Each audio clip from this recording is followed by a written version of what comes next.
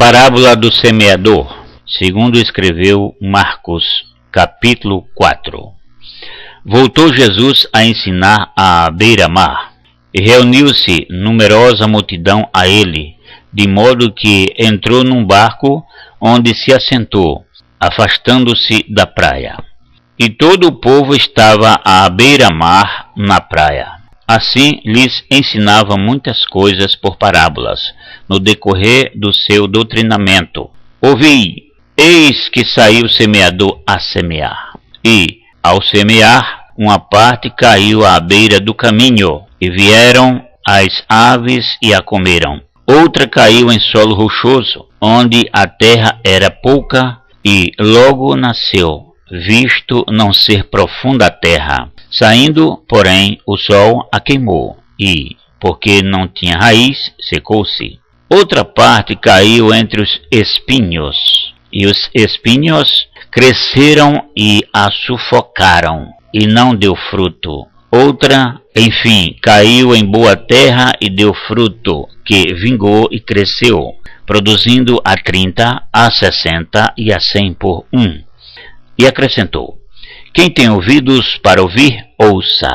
Quando Jesus ficou só, os que estavam junto dele com os 12 o interrogaram a respeito das parábolas. E lhes respondeu: a vós outros vos é dado conhecer o mistério do reino de Deus, mas aos de fora tudo se ensina por meio de parábolas, para que, vendo, vejam e não percebam, e, ouvindo, ouçam e não entendam, para que não venham a converter-se e haja perdão para eles.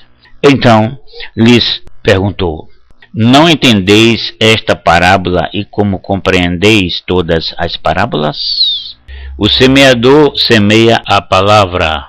São estes os da beira do caminho, onde a palavra é semeada, e, enquanto a ouvem, logo vem Satanás e tira a palavra semeada neles. Semelhante são estes os semeados em solo rochoso, os quais, ouvindo a palavra, logo a recebem com alegria. Mas eles não têm raiz em si mesmos, sendo antes de pouca duração, em lhes chegando a angústia ou a perseguição por causa da palavra, logo se escandalizam. Os outros, os semeadores entre os espinhos, são os que ouvem a palavra. Mas os cuidados do mundo, a fascinação da riqueza e as demais ambições, concorrendo, sufocam a palavra, ficando ela infrutífera. Os que foram semeados em boa terra são aqueles que ouvem a palavra e a recebem, frutificando a 30, a 60 e a 100 por um.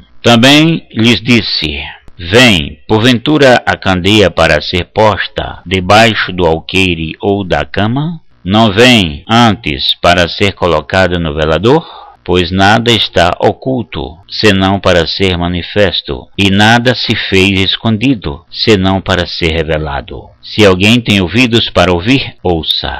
Então lhes disse: atentai no que ouvis. Com a medida com que tiverdes medido, vos medirão também, e ainda se vos acrescentará. Pois ao que tem se lhe dará, e ao que não tem, até o que tem lhe será tirado. Disse ainda: o reino de Deus é assim como se um homem lançasse a semente à terra, depois dormisse e se levantasse de noite e de dia, e a semente germinasse e crescesse, não sabendo ele como.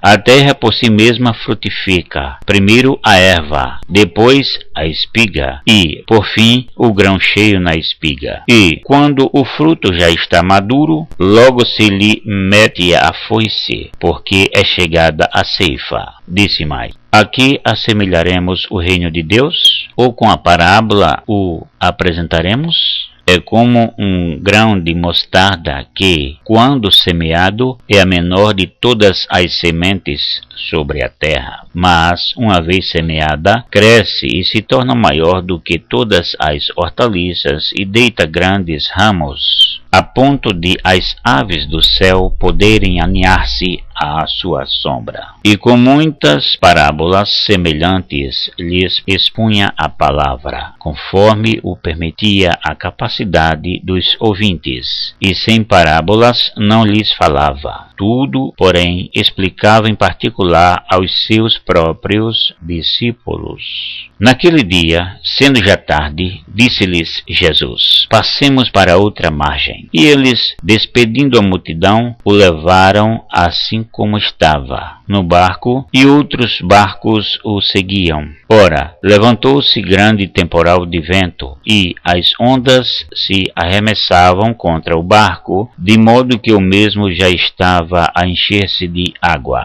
E Jesus estava na popa, dormindo sobre o travesseiro. Eles o despertaram e lhe disseram: Mestre, não te importa que pereçamos? E ele, despertando, repreendeu o vento e disse ao mar: Acalma-te, emudece. O vento se aquietou e fez grande bonança. Então lhes disse: Por que sois assim tímidos? Como é que não tendes fé? E eles, possuídos de grande temor, diziam uns aos outros: Quem é este que até o vento e o mar lhe obedecem?